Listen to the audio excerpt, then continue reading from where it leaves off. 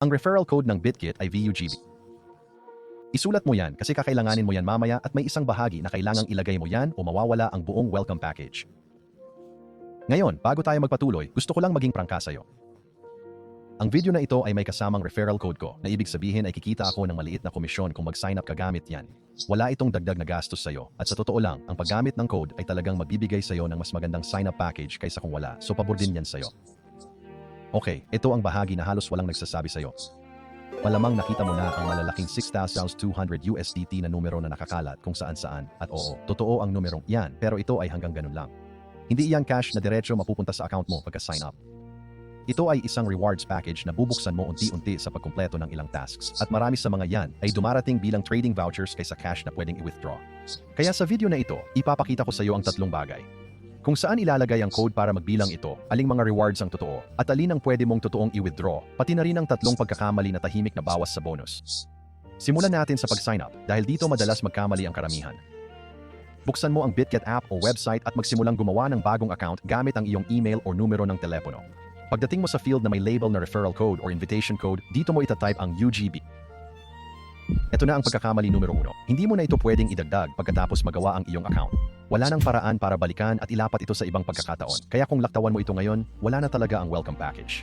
Kapag nagawa na ang account, kumpletuhin ang identity verification na tinatawag ng BitGet na KYC Level 1. Kakailanganin mo ng pasaporte, lisensya sa pagmamaneho o national ID at mabilis na selfie. At ang hakbang na ito ay kailangan bago ma-unlock ang anumang bonus. Habang nandoon ka, i-turn on mo ang two-factor authentication. 30 segundo lang ang kailangan at ito na ang pinakamagandang magagawa mo para mapanatiling ligtas ang account mo. Kaya kung magre-rehistro ka, ilagay mo ang VUGB sa referral field bago mo tapusin ang pagrehistro. Ang maliit na hakbang na yan ang magkokonekta ng account mo sa buong welcome package. Ngayon, sagutin natin ang malaking tanong. Aling mga rewards ang tunay na totoo at alin ang pwede mong i-withdraw? Pumunta ka sa reward center mula sa menu ng account mo.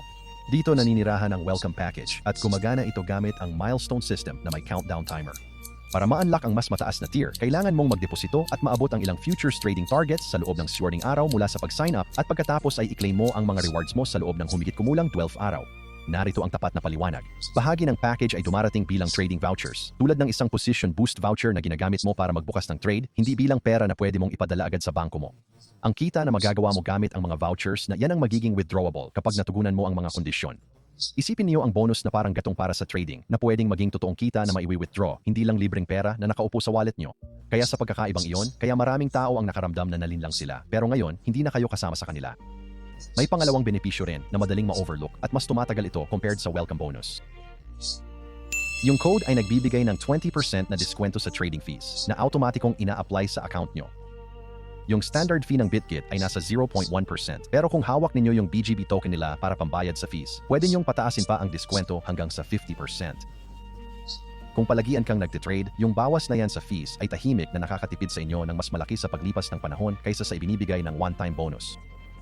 Ngayon, pag-usapan natin yung bagay na kinababahala ng lahat bago maglagay ng pera kahit saan. Ligtas ba ito? Ibibigay ko sa inyo ang magkabilang panig dahil deserve nyo ang buong larawan, hindi lang isang sales pitch. Isang mabilis na paalala muna at mahalaga ito. Walang financial advice dito. At ang crypto, lalo na ang futures trading, ay may totoong panganib na mawalan ng pera. Kaya gamitin mo lang ang perang komportable kang ipagsapalaran. Sa trust na bahagi, ang BitGit ay naglalabas ng buwanang patunay ng reserves gamit ang Merkle tree. Kaya pwede mong i-verify talaga na sakop ang iyong pera at ipinakita ng mga kamakailang ulat na ang reserves ay lagpas sa 100%.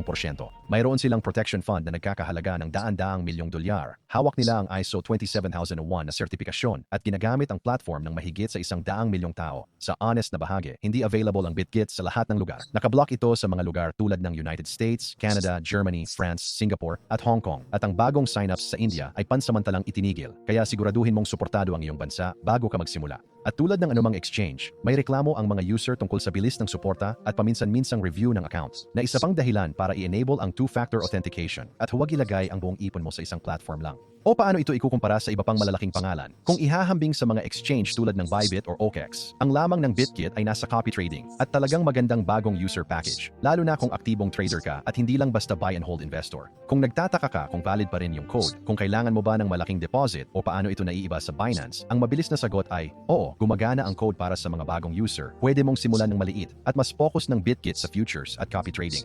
Sa puntong ito, kumpleto na ang larawan mo, ang totoo nating bersyon, kaya ito na ang galaw. Mag-sign up gamit ang referral code na VUGB na makikita mo sa description at sa nakapin na komento sa ibaba para ma-unlock ang bagong user rewards package na nagkakahalaga ng hanggang $6,200 USDT, dagdag ang 20% na diskwento sa fees. Tandaan mo, nagsisimula ang oras sa araw na magrehistro ka, kaya kumpletuhin ang tasks mo sa loob ng 7-day window para makuha ang pinakamalaki. Balikan lang natin ng mabilisan ang mga napag-usapan natin. Ipinangako kong ipapakita kung saan ilalagay ang code, alin sa mga rewards ang talagang pwedeng i-withdraw, at ang mga mali na nagpapawala ng bonus ng tao, at ngayon alam mo na ang tatlong iyon. Ilagay ang VUGB bago matapos ang sign-up, ituring ang bonus bilang trading fuel na nagiging withdrawable. At huwag kaligtaan ang deadline ng task mo. Kung gusto mo ng susunod na steps, meron akong full walkthrough kung paano i-claim at i-withdraw ang BitGet rewards mula umpisa hanggang matapos. Kaya tingnan mo na yun at magkikita tayo.